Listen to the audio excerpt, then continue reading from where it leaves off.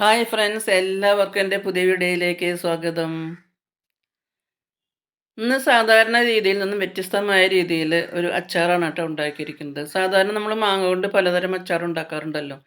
അതിൽ നിന്നും വ്യത്യസ്തമായ രീതിയിൽ കുറേ കാലം കേടുകൂടാതെ ഇരിക്കുന്ന ഒരു അച്ചാറാണ് കേട്ടോ പെരട്ട് മാങ്ങ അച്ചാർ.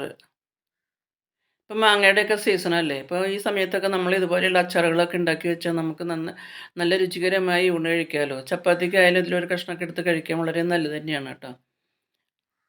അപ്പം ഞാൻ മാവിൻ്റെ നമുക്ക് വീട്ടിലുണ്ടായ മാവുമ്മന്ന് തന്നെ പൊട്ടിച്ചുകൊണ്ടുവന്ന മാങ്ങയാണ് കേട്ടോ. ഇങ്ങനെ അച്ചാറുണ്ടാക്കിയാൽ ഒരുപാട് സമയം കേടുകൂടാതെ ഇരിക്കും. നല്ല ടേസ്റ്റിയാണ്.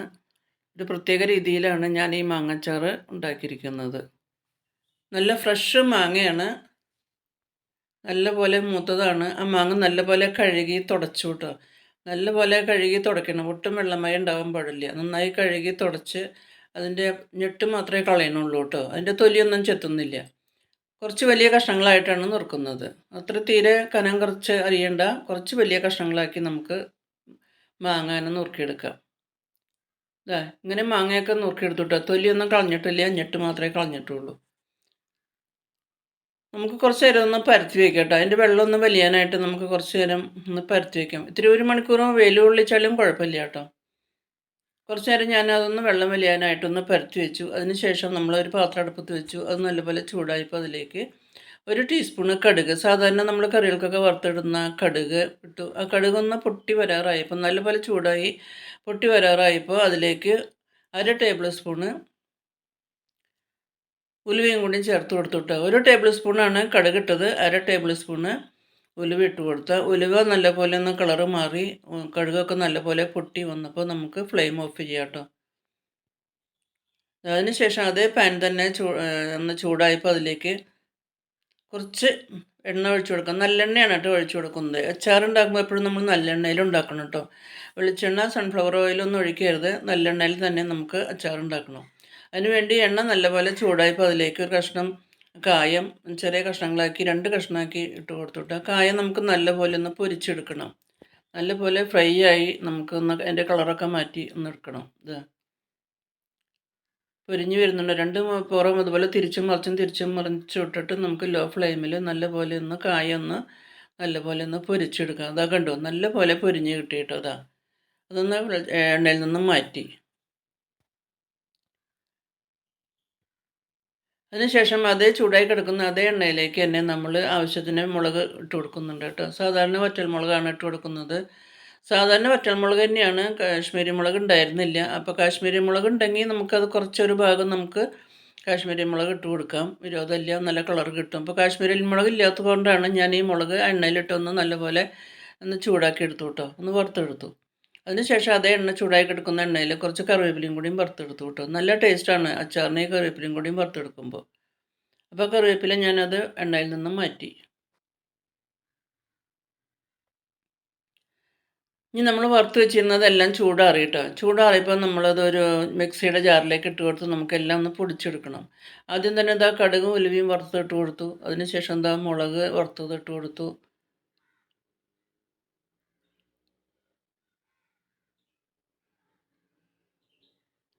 അതിന് ശേഷം എന്താ കായം പൊരിച്ച് വെച്ചിട്ടുണ്ടായിരുന്നല്ലോ, കായം അതും ചേർത്ത് കൊടുത്തു. കറിവേപ്പില വറുത്ത് വെച്ചത് അതും ചേർത്ത് കൊടുത്തു. പിന്നെ ആവശ്യത്തിന് ഉപ്പ്, കല്ലുപ്പും കൂടി ഇതിൻ്റെ കൂട്ടത്തിൽ തന്നെ പൊടിച്ചെടുക്കുകയാണ് കേട്ടോ. അപ്പോൾ ഉപ്പ് ആവശ്യത്തിന് ഉപ്പും കൂടി, കല്ലുപ്പും കൂടി 2 സ്പൂൺ കല്ലുപ്പും കൂടി ചേർത്ത് നമുക്കൊന്ന് പൊടിച്ചെടുക്കാം. തരിതരിപ്പായിട്ട് പൊടിച്ചാൽ മതി, ഒരുപാട് ഫൈൻ പൗഡർ ആവണ്ട. ഒന്ന് ഇതുമാതിരി തരിതരിപ്പായിട്ട് നമുക്കൊന്ന് പൊടിച്ചെടുക്കാം കേട്ടോ. തരിതരിപ്പായി പൊടിച്ചു കൊണ്ടുവന്നു. അപ്പോൾ നമ്മൾ മാങ്ങ വലിയാൻ വെച്ചിട്ടുണ്ടായിരുന്നല്ലോ, അത് ഞാൻ വേറൊരു പാത്രത്തിലേക്ക് ഇട്ട് കൊടുത്ത് ചെറുതായി ഒന്ന് വലിഞ്ഞു കേട്ടോ. ഒരു 1/4 മണിക്കൂർ ഒന്ന് വെയിലത്ത് വെച്ച് ഉണക്കിയാലും കുഴപ്പമുണ്ടായില്ല. അപ്പോൾ അതിന് സമയമില്ലാത്തതുകൊണ്ടാണ് ഞാൻ വെറുതെ ഒന്ന് ഈ സാധനങ്ങളൊക്കെ ഒന്ന് വറക്കണ നേരം കൊണ്ട് ഞാനൊന്ന് പരത്തി വെച്ചുള്ളൂ. ഒന്ന് വെയിലത്ത് വെച്ച് ഉണക്കിയെടുക്കുന്നതുകൊണ്ട് കുഴപ്പമില്ല. അതിനുശേഷം നമ്മൾ എണ്ണ ചൂടായി കിടക്കുന്നുണ്ടായിരുന്നുവല്ലോ, അടുപ്പത്ത് മുളകൊക്കെ വറുത്ത എണ്ണ ഉണ്ടായിരുന്നുവല്ലോ, ആ എണ്ണ വീണ്ടും ഒന്ന് ഫ്ലെയിം ഓൺ ചെയ്ത് അതിലേക്ക് നമ്മൾ നുറുക്കി വെച്ചിരുന്ന മാങ്ങ കഷ്ണങ്ങൾ ഇട്ട് കൊടുത്ത് നമുക്കൊന്ന് പതുക്കെ ഒന്ന് വറുത്തെടുക്കാം കേട്ടോ. ആ മാങ്ങയുടെ വെള്ളം ഒന്ന് വറ്റിച്ചെടുക്കണം. അപ്പം മാങ്ങ ഇടുമ്പോൾ അതിൻ്റെ ചെറുതായിട്ട് അതിൻ്റെ സൗണ്ട് ഉണ്ടാവും. ആ സൗണ്ട് മാറുന്നത് വരെ നമുക്ക് ജസ്റ്റ് ഒന്ന് വറുത്തെടുക്കാം. ആ മാങ്ങയിലെ വെള്ളം ഒന്ന് വറ്റിച്ചെടുക്കാം. ആ പൊട്ടുന്ന ശബ്ദം ഉണ്ടാകും. ശബ്ദം നിൽക്കുന്നത് വരെ നമുക്കൊന്ന് ജസ്റ്റ് ഒന്ന് ഇളക്കി ഒന്ന് വറുക്കാം. ഒന്ന് പരത്തിയിട്ട് നമുക്ക് ഇടയ്ക്കിടയ്ക്ക് ഒന്ന് ഇളക്കിയിട്ട് കൊടുക്കാം. അതിനുശേഷം അതിലേക്ക് ഒരു 1/2 ടീസ്പൂൺ മഞ്ഞൾപ്പൊടിയും കൂടിയും ചേർക്കുന്നുണ്ട് കേട്ടോ. മഞ്ഞൾപ്പൊടിയും കൂടിയും ചേർത്ത് വീണ്ടും നല്ലപോലെ ഒന്ന് ഇളക്കി യോജിപ്പിച്ചെടുക്കാം. ജസ്റ്റ് ഒന്ന് മാങ്ങയൊന്ന് വാടി കിട്ടണം. ആ എണ്ണയിൽ കിടന്നൊന്ന് ജസ്റ്റ് ഒന്ന് വാടാൻ വേണ്ടിയിട്ടാണ് നമ്മളിങ്ങനെ ഇളക്കി കൊടുക്കുന്നത്. അപ്പോൾ കുറേ കാലം ഇങ്ങനെ കേടുകൂടാതെ ഇരിക്കും കേട്ടോ. നമ്മുടെ ഇപ്പോൾ മാങ്ങയുടെ സീസണൊക്കെ അല്ലേ. അപ്പോൾ നമുക്ക് ഈ സമയത്തൊക്കെ ഇതുപോലെ മാങ്ങച്ചാറൊക്കെ ഉണ്ടാക്കി വെച്ച് കഴിഞ്ഞാൽ കുറേ രുചികരമായിട്ട് നമുക്ക് ഊണ് കഴിക്കാം. ചപ്പാത്തിക്കായാലും ചപ്പാത്തി കഴിക്കുമ്പോഴൊക്കെ നമുക്കൊരു കഷ്ണം അതുപോലെ കഴിക്കാമല്ലോ. അങ്ങനെ ഉണ്ടാക്കുന്ന അച്ചാറിന് വളരെ നല്ല ടേസ്റ്റ് തന്നെയാണ്. കുറേ കാലം കേടുകൂടാതെ ഇരിക്കും. മാങ്ങ തന്നെ പലതരത്തിലും അച്ചാറുണ്ടാക്കുമല്ലോ. പലതരത്തിൽ അച്ചാറുണ്ടാക്കുമ്പോൾ പലതരം രുചി തന്നെ. ഇതാ അങ്ങനെ മാങ്ങ ഒരുവിധമൊക്കെ ഒന്ന് വഴണ്ട് വന്നു കേട്ടോ. ആ മാങ്ങയിലേക്ക് നമ്മൾ മാങ്ങയൊന്ന് പരത്തിയിട്ടതിന് ശേഷം നമ്മൾ വറുത്ത് വെച്ചിരുന്ന പൊടികൾ ഇട്ട് കൊടുക്കാം കേട്ടോ. തരിതരിപ്പായി നമ്മൾ വറുത്ത് വെച്ചിട്ടുണ്ടായിരുന്നല്ലോ പൊടികൾ.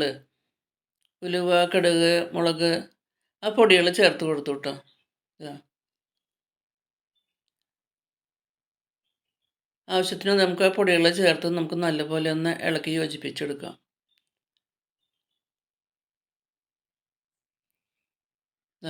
ആവശ്യത്തിന് പൊടികൾ ചേർത്ത് ഞാൻ നല്ലപോലെ ഒന്ന് ഇളക്കി യോജിപ്പിക്കുകയാണ് കേട്ടോ.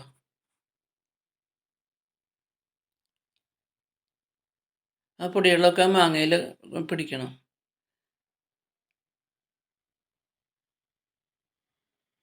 അപ്പോൾ നല്ല ടേസ്റ്റാണ് കേട്ടോ. ഒട്ടും വെള്ളമയം പാടില്ല കേട്ടോ. നമ്മൾ ഉണ്ടാക്കുന്ന പാത്രങ്ങളായാലും ചട്ടുകായാലും നമ്മൾ പകർത്തിയിരിക്കുന്ന പാത്രങ്ങളായാലും ഒട്ടും വെള്ളമയം ഇല്ലാണ്ട് നല്ലപോലെ കഴുകി തുടച്ച് വെയിലത്ത് വെച്ച് ഉണക്കിയ പാത്രങ്ങളായിരിക്കണം കേട്ടോ. നല്ലപോലെ ഇളക്കി യോജിപ്പിക്കുകയാണ് കേട്ടോ. അപ്പോൾ അതിൽ എണ്ണ പോരായുണ്ടെങ്കിൽ നമുക്ക് കുറച്ച് എണ്ണ നല്ലെണ്ണ ചൂടാക്കി ഇതിൻ്റെ മുകളിൽ കൂടെ ഒഴിക്കാം കേട്ടോ. അപ്പം നല്ലപോലെ യോജിപ്പിച്ച് വന്നപ്പോൾ ഞാൻ അതിൻ്റെ ഫ്ലെയിം ഓഫ് ചെയ്തു കേട്ടോ. ഇനി നമുക്ക് കുറച്ച് നല്ലെണ്ണ കുറച്ച് ചൂടാക്കി അതിൻ്റെ മുകളിലേക്ക് ഒഴിച്ചു കൊടുക്കാം. ഒരു 2 ടേബിൾ സ്പൂൺ നല്ലെണ്ണ ചൂടാക്കി ഇളം ചൂടോട് കൂടി ഞാൻ ആ എണ്ണയും കൂടി ഈ അച്ചാറിലേക്ക് ഒഴിച്ചു കൊടുത്തു കേട്ടോ. വീണ്ടും നല്ലപോലെ ഒന്ന് ഇളക്കി നമുക്കൊന്ന് യോജിപ്പിക്കാം. അപ്പോൾ ഈ വെറൈറ്റിയായി മാങ്ങ കൊണ്ടുണ്ടാക്കിയ വെറൈറ്റി അച്ചാർ നല്ല രുചികരമായ അച്ചാർ നിങ്ങൾക്ക് എല്ലാവർക്കും ഇഷ്ടമായെന്ന് വിചാരിക്കുന്നു. നിങ്ങളെല്ലാവരും ഇങ്ങനെയൊക്കെ ഒന്ന് ഉണ്ടാക്കി നോക്കിക്കോളൂ. ഈ വീഡിയോ ഇഷ്ടമായാൽ ലൈക്ക് ചെയ്യാനും ഷെയർ ചെയ്യാനും കമൻറ്റ്സ് ചെയ്യാനൊന്നും മറക്കരുത്. ആദ്യമായിട്ട് കാണുന്നവരാണെങ്കിൽ ഒന്ന് സബ്സ്ക്രൈബ് ചെയ്യണം കേട്ടോ.